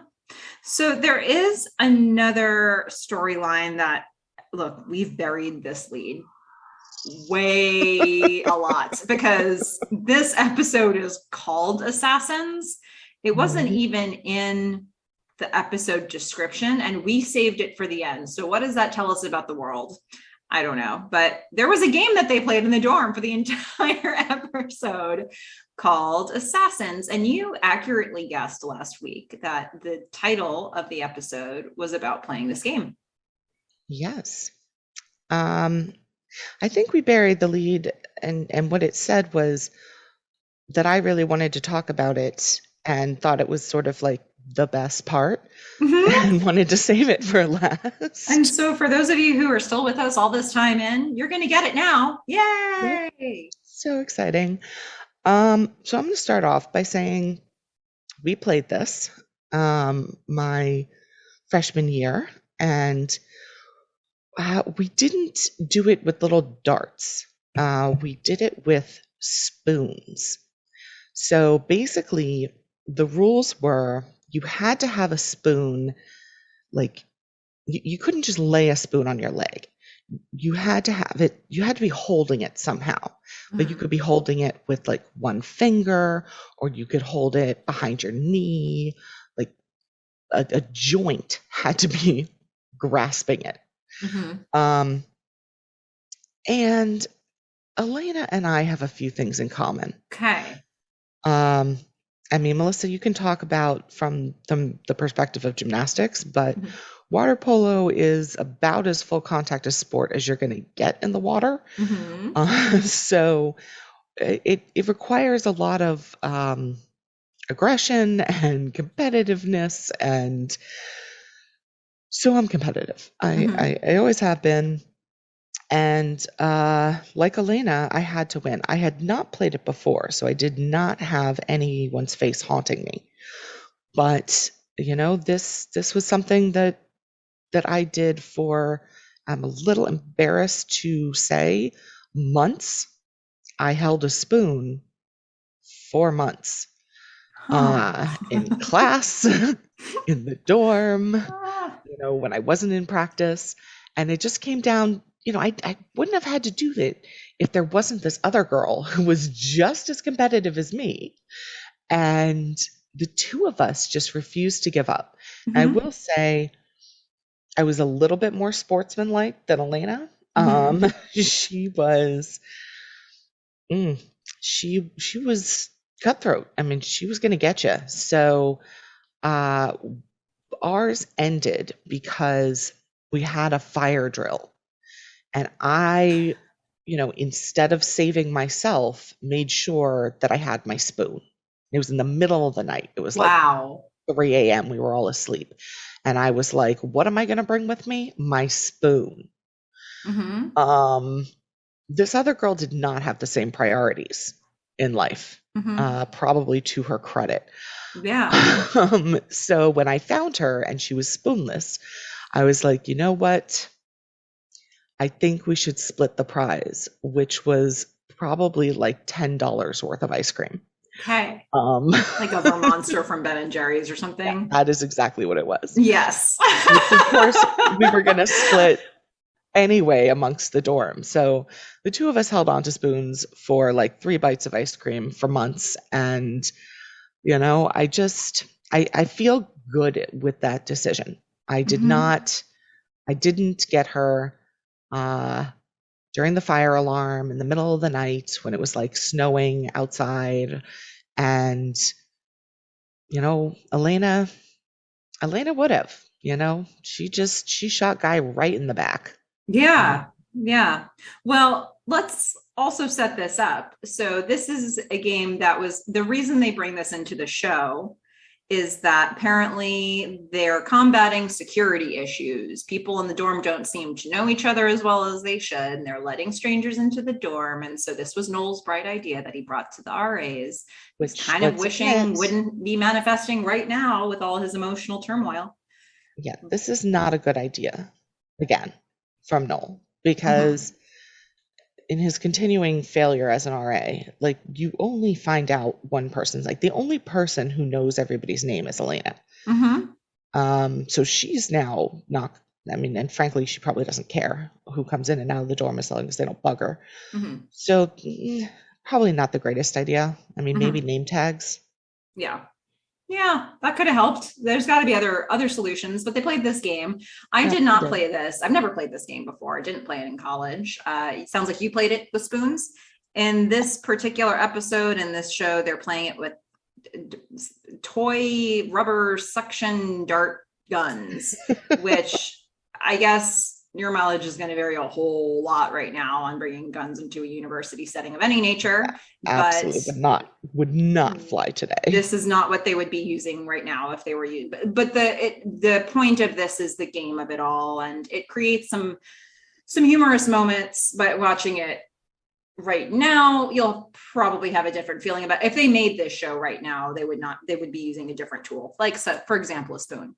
So, yeah. But because it is a suction dart gun of some sort, it allows for some interesting things like we've got Lewis, who used to be the knife wielding Lewis, who's now a conscientious objector. He's a pacifist who objects to the use of the dart gun.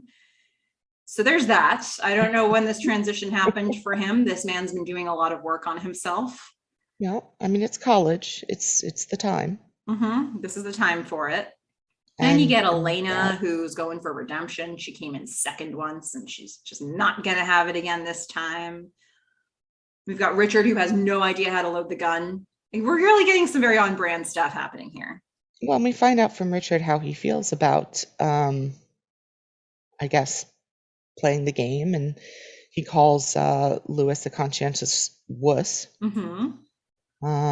So that's not great for his character, but he does redeem himself a bit later. So yeah, we're gonna get a lot of Richard being Richard in this episode. He, at one point, he has Noel's name, and he comes into the room toying with his prey. Yep. He's just like, I want you to squirm, Noel. And Noel's just like, shoot me and put me out of my misery.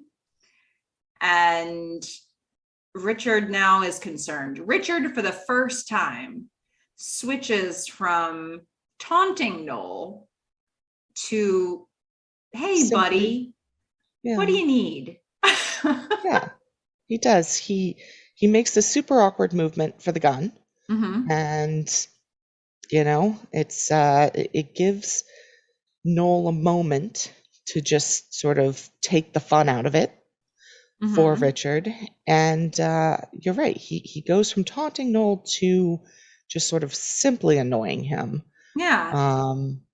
But he does. He sits down. He's like, I'm here for you. It's about Felicity, isn't it? And we've known in the past that he's asked about this really for his own benefit. But here he's been through it at summer camp. And he wants Noel to know that it happened to him at summer camp. The guy was a minnow. He was. I mean, that's hard, right? As a blow to a guy's ego. Yeah, he's like, do you hear what I'm telling you, man? I lost my girlfriend to a guy that wore floaties. Oh, poor Richard, right? We loved this scene. This was so funny. Oh my goodness. We watched it more than once. On the bed. Yeah, it was worth it. Sitting on the bed. I mean, in my mind, it was a little bit of a Humphrey Bogart moment. Like, this is the start of a great friendship. Yeah, but just not anywhere near as suave. No. It's so funny because you just sort of think of Richard as this just annoying guy, this funny, annoying guy who's just always around. And for the whole beginning of what we've seen from him, he was annoying because he was trying to thwart Noel at every turn. And now he wants to be Noel's friend. He wants to have a heart to heart, and he's even more annoying to Noel. Yeah, I mean, yes. But Noel does listen to him. I mean, well, he listens to the opposite of the advice Richard was trying to give him. Yes, Richard waxes poetic about having his need to hunt down the guy that his summer camp girlfriend is cheating on with him, and he ends up convincing Noel to go find Eli. Yeah, it's like, Noel doesn't want to talk to Richard, but he's got to talk to somebody. Yeah, and he's not going to go talk to Ben. And have we seen him have other friends? He's not going to talk to Hannah. I mean, who does he have? So, Richard sits down on the bed and says, tell me about it. And Noel starts talking. And Richard is not the friend that Noel wants, but it's the friend that Noel needs. Well, it's the friend that Noel has. Yeah. Whether he likes it or not. Yeah, that's absolutely right. But Richard does say something that I appreciated. He says he went out to find the guy because it's human nature and a bad idea. So, I mean, we got a little wisdom. Yeah, and then before you know it, Noel's rocking into the studio finding Eli. Yeah, just can't. It's human nature. Well, I guess so. Sure.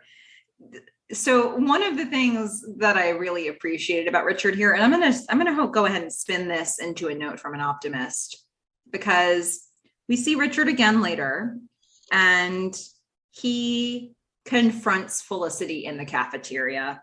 And he is ready to defend his new buddy to the death. And he will be the one who dies because Felicity has his name. And she is going to basically send a dart directly into his eye. The look on her face is she's just like, I must get him.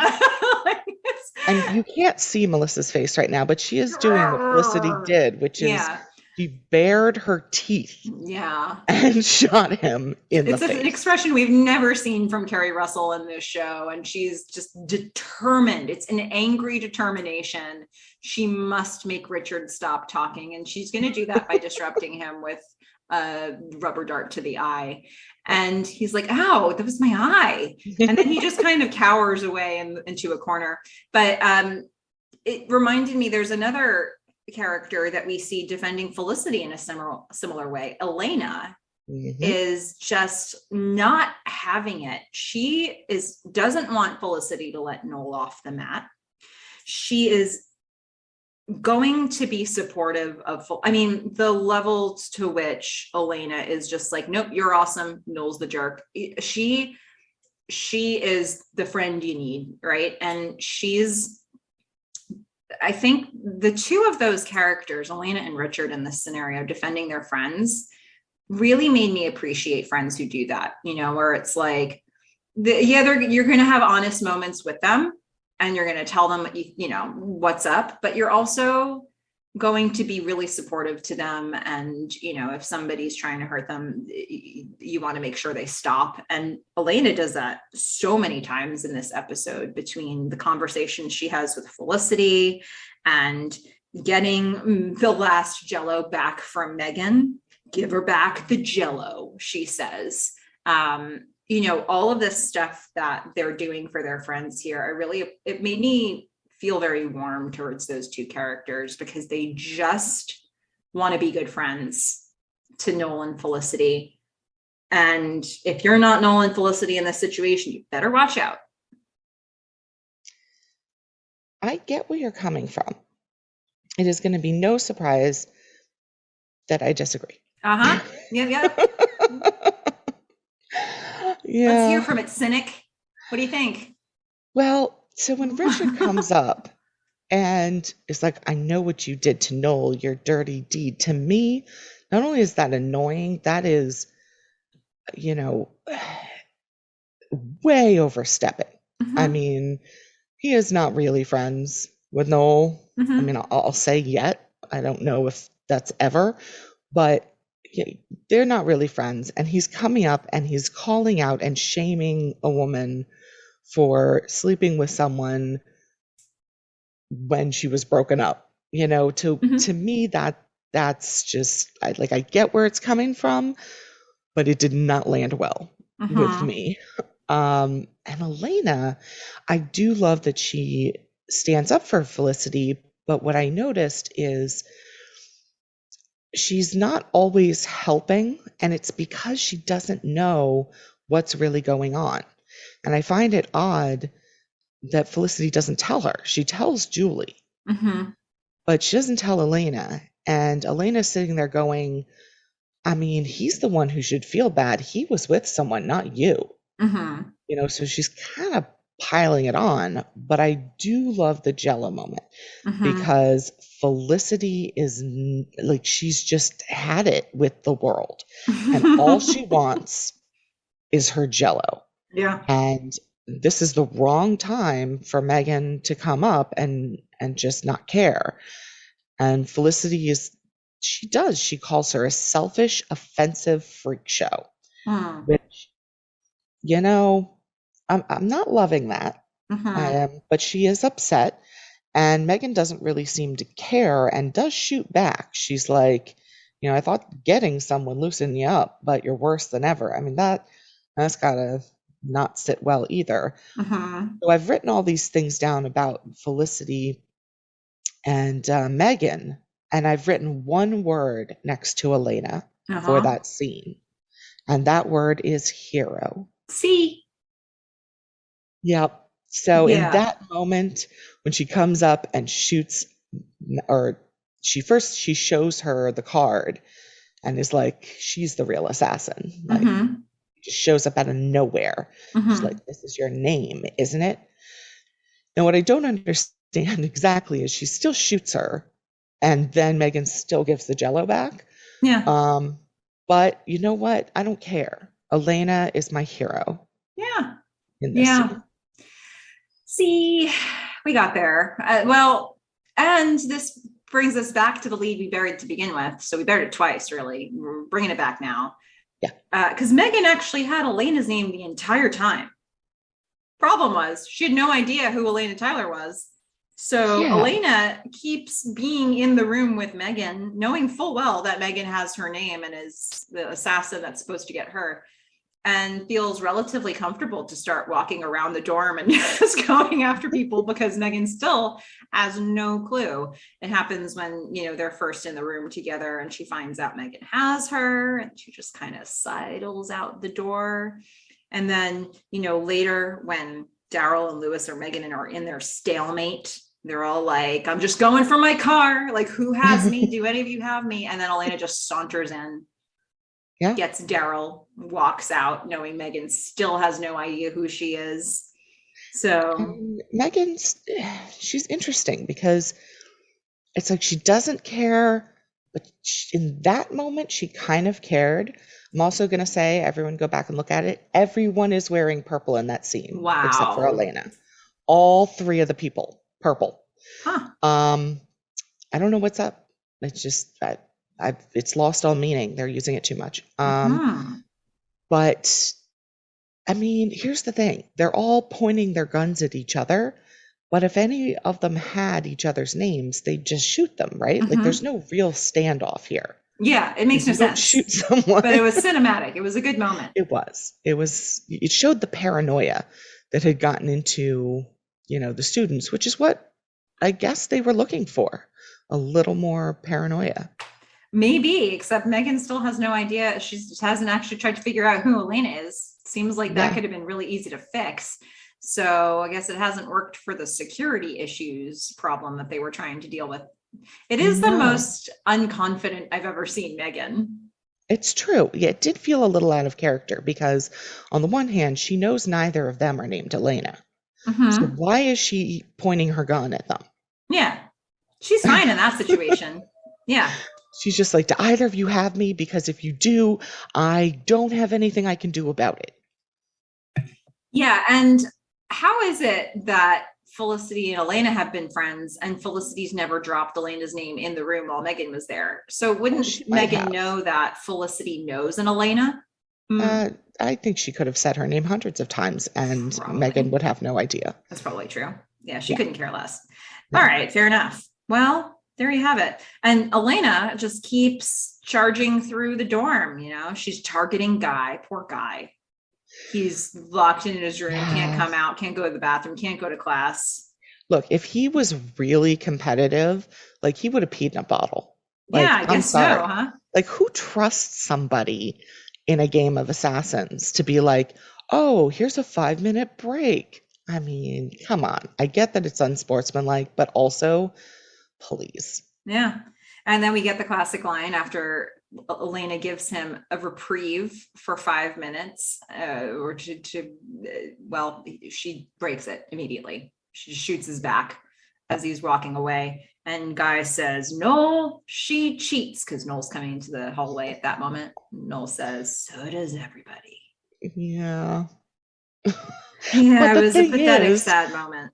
Nobody in that scenario was cheating. I mean, I get how he's feeling, but like nobody was cheating. You're right. Nobody was actually cheating in that situation. No.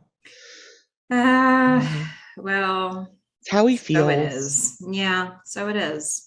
So I don't know. Does Elena actually win? Because she disqualifies Noel and Felicity, who, if two people get each other, I don't think the game works if that happens. I don't know how that could be avoided.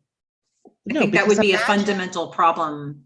Now imagine that Noel shot Felicity. Then he's got his own name. Yeah. How does anyone win the game?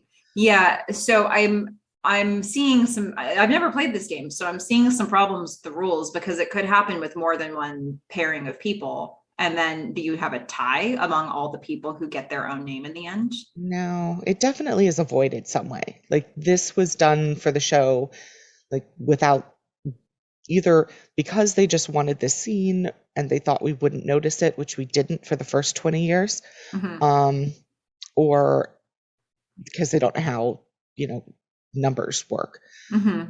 So this is definitely something that's avoided. Like you usually have someone who's outside of it, giving everybody a random number and they'll draw and I don't know, you do something in the background and make sure nobody's matched with the same, who could get their own name.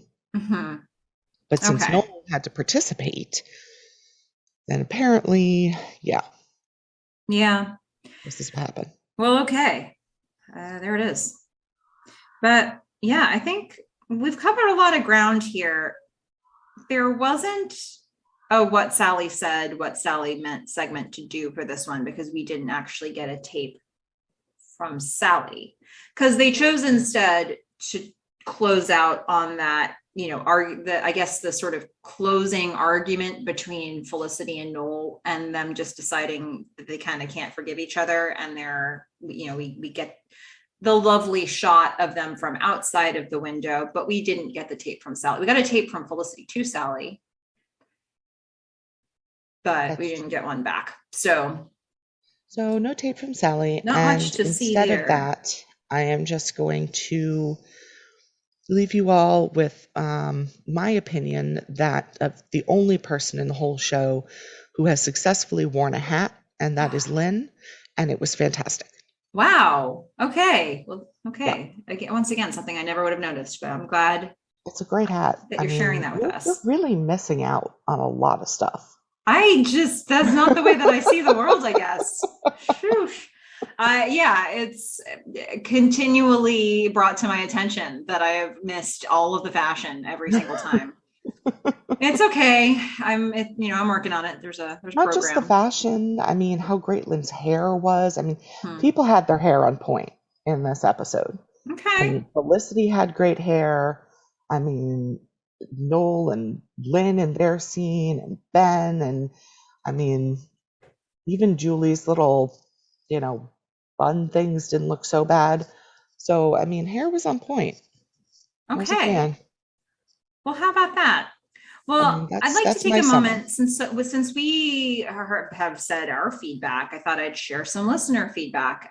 The after you listen to this tape, you have to erase it segment. So actually, I'm going to go a little off the grid for this one first, and I wanted to just give a shout out first. I'm going to also mention somebody's feedback after this, but I want to give a shout out to Brandy over at felicity.dearsally on Instagram, because we recently had an episode where we have made much ado about the fact that there was a description that included a scene where Tara, and Elena have a friend breakup, and we never saw that. And I was confused. And I thought, did this happen? Was it in the script? Was it a deleted scene? So I went to felicity.dearsally, and Brandy, who is quite the Felicity historian and has a ton of memorabilia and old scripts and is a great account. Lots of people are following it. Great place to have conversations about Felicity. And I asked, do you know, was this scene in the original broadcast and we somehow missed that in the DVDs? And she went ahead and sent me a whole bunch of scripts, a bunch of old scripts. And I went back and checked out that script, and no, there was no deleted scene to my knowledge of Tara and Elena having the friend breakup that was promised in the episode description. But Brandy also sent through a bunch of other scripts, and I thought it was interesting because I was just before we got on this podcast, I was reading the one for Love and Marriage, the episode that we just watched, and it's interesting to see the little differences, or the big differences sometimes, in the scripts. Like the characters that we now know as Lynn and Nicole were actually named Wes and Lori in the original script. They changed those names. And there was a whole scene with Elena and Felicity that they decided to take out, where Felicity was talking about how, I really did make a rush decision with this whole green card marriage thing, and I wish I wouldn't have done that. And Noel and I are in such a weird place. And I think it actually might have set up a little better for the fugue if we would have had that. So they did cut it. There was some redundancy there, but I kind of feel like we did need a scene where Felicity said, Noel and I are in a strange place right now. Like, if she really felt like the tension that was created by her snap decision was something that put a little bit of a wedge between them, I think we needed to see that. Yeah, I also went through and looked, I think, just at that script, but because I was looking at that exact scene, and my whole thought about that episode was, why does Felicity never learn? Why does she never figure out there are consequences? I don't understand this. It doesn't make any sense. And it makes me feel a lot better I guess, about the writers and maybe her character moving forward, that there were scenes where she actually thought about what she did and what the consequences would be, and kind of regretted doing it so quickly. So I also think that that was a scene that really would have benefited that particular episode. Yeah. And folks, we're not just saying this because we really did not have a good rating of the last episode. And we were No. trying to come up with solutions for that. I think that maybe putting it in a different order, watching that episode before Todd Mulcahy Part 1, that might change your experience viewing it. But this deleted scene also might have helped. So thanks. Shout out to Brandy for sharing that, and get your information over there, because she's got some really good resources for everybody to check out. I also wanted to share some proper feedback though, that we received. So we heard on Instagram from @Galinsky, who was just coming off of watching or at least listening to our podcasts about the Drawing the Line episodes that were so heavy. And Galinsky said, I really loved your commentary on these heavy episodes, and generally loving the podcast. You have exactly the right level of smart, insightful critique interspersed with pure humor and fun, much like the show.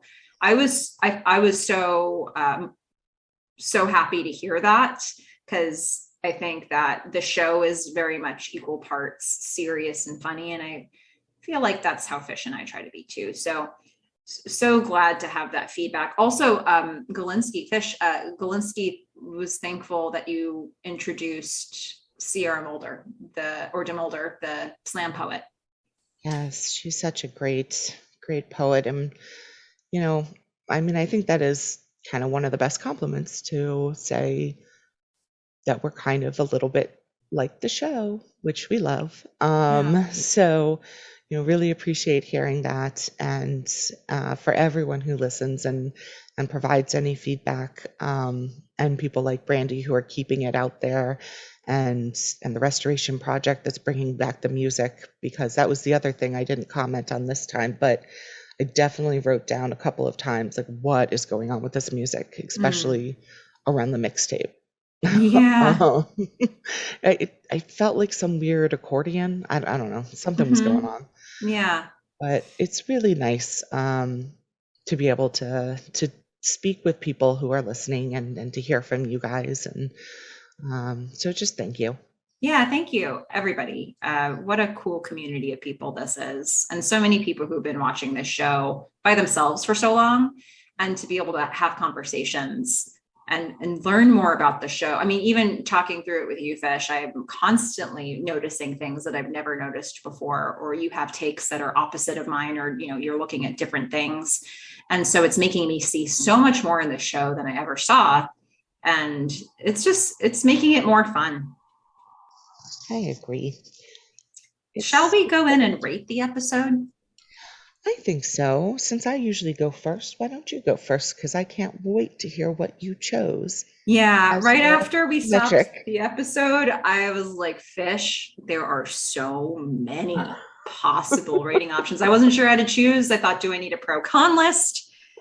I just didn't know how to approach it. There were ones that seemed really obvious and ones that didn't. I decided to take something that was one of my favorite lines and turn it into my unit of measurement for this episode's rating. So I am rating this in non-fat, no whip, no cafe lattes, hold the tank.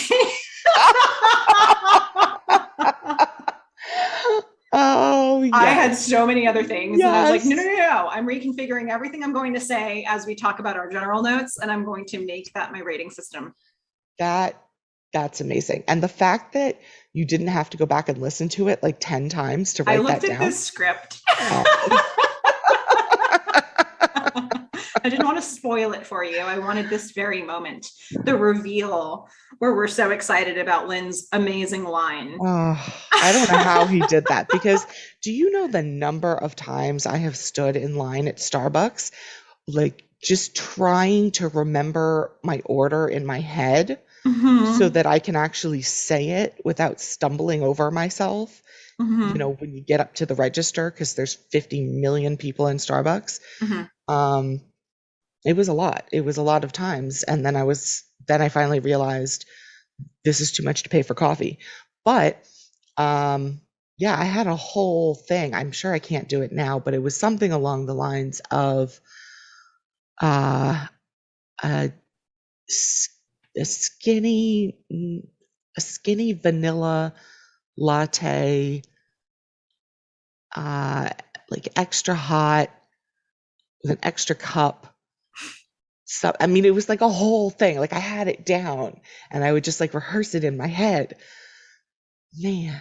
Yeah, well, Lynn delivers it perfectly here. So Yes. my rating is going to be 9 out of 10 non-fat, no whip, no cafe lattes hold the tay. Wow. Yeah. Oh, it makes me so happy. Okay, 9 out of 10. Let's talk about that piece. Yes. I thought this was, I think we're in a whole batch of really important episodes. There's a strong sense of story that happens from here to the end of season 1. And I think that this episode has its place, knows its place, accomplishes a lot. I think that they balance the light and the dark as much as they can. I think they do a pretty good job with it, actually, balancing the light and the dark. A couple things, but it's not a perfect episode for me. One reason for that is, they have this structure of having the Dear Felicity tapes at the end.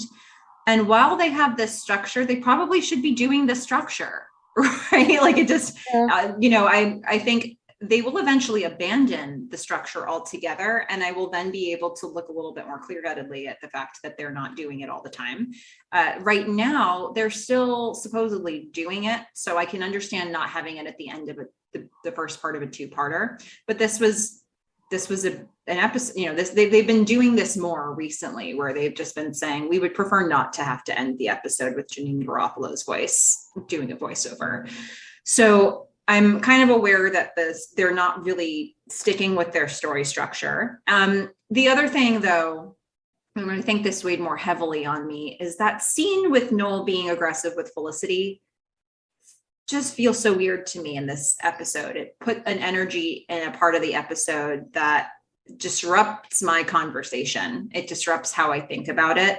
And I think it makes me look at Noel as more of a bad guy when I think that you're right, Fish. Nobody has officially done anything wrong. They've done things we don't love, but have they done something wrong? Noel was honest about his confusion and had a conversation about it with Felicity before he went off. They actually broke up and then he went off.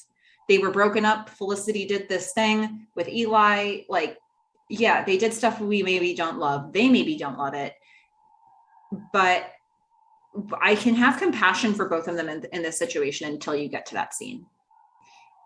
So I don't know. It was a choice. And it makes me feel like, I don't know that I can give this an all the way perfect score. So that's my rating, 9 out of 10. Non-fat, no whip, no cafe lattes hold the tay. Oh, I love it. Mm-hmm. Oh my goodness. So proud of myself. I mean, I'm proud of you too. I mean, that was not even on my list. Yeah. Oh man. What about you? This is such a hard one for me. Because while watching the episode, I wasn't 100% engaged with it. I think it required a lot more thought for me to like really get into it and see how well it was done, or how much they brought out and how much nuance there was in it. Mm-hmm. But I don't know what it says that, I have to go back and analyze it for 2 hours in order to really see what they were trying to say. So, I like the scene with Noel being aggressive, not because I like him being aggressive, but because I do think it gives us a sense of him. I mean, he throws the magic 8 ball. He gets angry. It shows us again how, you know, I won't say everyone, but how sometimes men and women deal with things differently and deal with stresses and deal with, just different feelings in different ways. And then what that does to the people around them. And so I appreciated that. Now, I don't have the same knowledge of what Noel is like going forward. So this may be completely out of character for him going forward, but I don't find it that out of character for him up to this point, because I've had this vibe around his insecurity, around his really internalized sexism against women this whole time. And his sort of entitlement to this relationship with Felicity. But I also, so for that reason, I can't give it a perfect score, but I do think they did things very well when we have time to go back and look at them. So I'm going to go with 8 out of 10 gloves. Okay. I wish that they had given us, I guess, more from Noel's perspective. I feel like they put us in Felicity's shoes very well. And maybe, it's just because I'm a woman that I'm connecting more to her. But I don't know if that's really true, because I connected way more to Ben at the beginning. But I don't feel like I'm going through what Noel's going through. Like, he says that he's really confused about Hannah, but we don't get any scenes of him really, being tortured over this conflict, of like what he's going through, any of his emotional pain. All we kind of see is he does this thing, he comes back and says he's sorry, and he's kind of pathetic. Then he hears something from Felicity and he just shuts off. Not just to Felicity, but to us. We don't get to see what happens, like when he leaves that room and sort of his internal, mind stuff. All we see is him he does put his hand through his hair, and he's got that sort of monologue to the professor for, I don't know, 4 or 5 words, and hits the poor girl in the back of the head. But it just, I'm not feeling his side of it. And I think it would help me to understand and have more empathy for him if I did. Yeah. Totally fair. Yeah, they're giving us a lot more of Felicity's point of view, and they have more heavy lifting to do there, because not only is she unpacking what's happening with her relationship with Noel, but the bigger story for her is probably the fact that she just had sex with this guy that she barely knows, lost her virginity, and she's feeling ashamed about it. So they have more to go through with her. And so they spend all that time with her, and we don't get a lot of time to look at Noel's point of view. But see, I guess I fundamentally disagree that she's going through more. I mean, yes, she has had sex for the first time, but he's dealing with this 2-year relationship and sort of the beginning and ending of that. That, I think, is a huge deal. Yeah. They really could have shown us what he was going through. Yeah. And his feelings about that. And we just get these quick moments where, he's in bed with Hannah and all of a sudden he's like, nope, I've changed my mind. But that doesn't really help us. Yeah. It didn't help me. Yeah. Well, I think that's totally fair. So you heard it here first, everybody. Those are our ratings. And overall, a fairly strong episode, but not the strongest. But I mean, it was no Todd Mulcahy part 1. It was no Todd Mulcahy part 1. It was no Finally. Finally, yeah. Yeah, those were really strong ones. But this is absolutely telling a story that will continue to bear out. So I think that it also gets the assist in everything that happens in the back third of season 1. I think there's a place for all this. There's a purpose for everything that we're seeing. And I appreciate that. I think as we've been unpacking these episodes so much, something I'm learning about myself is how important story structure is to me. And I've never even really, I haven't taken a story structure class. Like I couldn't necessarily define it for you, but I feel like I'm reacting to when things come out of nowhere, or when things are well set up, or when things have a payoff. That stuff works really well for me. So it's one of the reasons I'm so excited to look at this back third of season 1 with you and with everybody, because the stuff that we talk about feels like it's going to weigh a lot more than some of the episodes that have things that happen that are more random. Like, I think even the idea of bringing the game assassins into this, although that is a random plot line, it actually isn't, because it makes it's real. There is something so combative about the stuff that's happening right now. There's so much tension between so many of these relationships, and it forces them to come together and deal with some of that stuff. So I like that it makes people have more movement in the episode. So yeah, all this stuff feels really connected to me. I'm going to change my rating. Oh, what's happened now? Wait. Okay. What are you changing it to?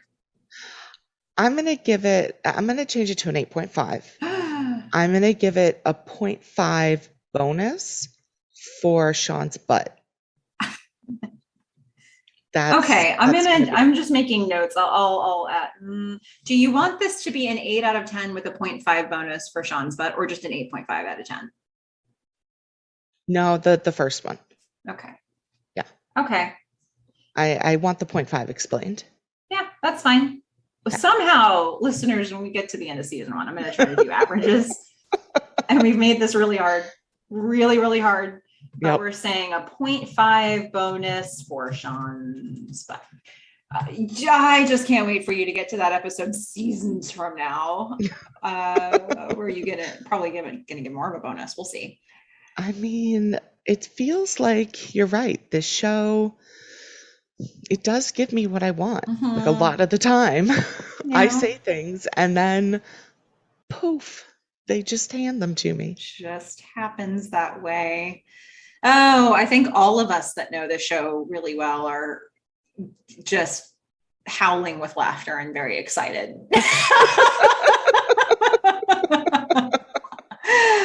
Hey folks, I can't scream it into the mic because that'll be a spoiler for Fish, but you can scream it listening to the podcast right now of what I'm thinking about. And you know what you're thinking right now. Go ahead and say it. I'm going to be very happy, I guess. I'm going to be surprised. Some sort of, you said costume, which I hope is not a Speedo because, again. We've got plenty of other Speedos in this show right now with swimming. So that wouldn't be anything new. It's okay. Right. So we covered all the ground of the notes I took. Was there anything else you wanted to mention, Fish? Nope. I think we got it all. My last note was to compliment Lynn for his hat. And you did it. You made that happen. All done. So we did set up with that couple of lines about Julie's birthday coming up, and sure enough, the next episode title is going to be Happy Birthday. So I'll let you guess. Oh, lovely. What that's about. Something planned. Yeah. Good job, Ben. Good job. Yeah. So we're going to resume next time with Happy Birthday. And until next time, Fish, don't hook up with Ben while I'm gone. I'm a fish. Bye. Bye, everyone.